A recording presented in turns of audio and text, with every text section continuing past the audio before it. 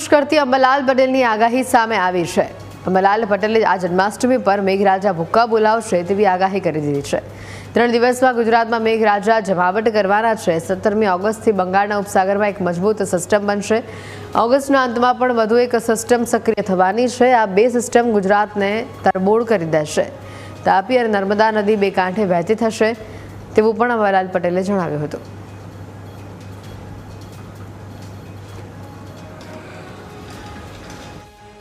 તારીખ 12 ઓગસ્ટ સુધીમાં રાજ્યના ભિન્ન ભિન્ન ભાગોમાં વરસાદી ઝાપટા પડવાની શક્યતા રહેશે। બંગાળના ઉપસાગરમાં તારીખ 17મી ઓગસ્ટથી એક મજબૂત સિસ્ટમ બની રહી છે અને અરબ સાગર પણ સક્રિય થઈ રહ્યો છે। એટલે અરબી સમુદ્ર અને બંગાળ ઉપસાગરના બંને સક્રિયતાના કારણે ગુજરાતના ઘણા ભાગોમાં ભારેથી અતિભારે વરસાદ થવાની શક્યતા રહેશે। પૂર્વ મધ્યપ્રદેશના ભાગોમાં ભારેથી અતિભારે વરસાદ થવાની શક્યતા રહેશે।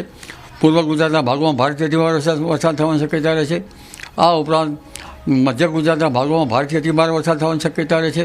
મહીસાગરના ભાગોમાં ભારેથી અતિભારે વરસાદ થવાની શક્યતા રહે છે અને લગભગ ભરૂચ જંબુસરના ભાગોમાં પણ વરસાદ થવાની શક્યતા રહે છે।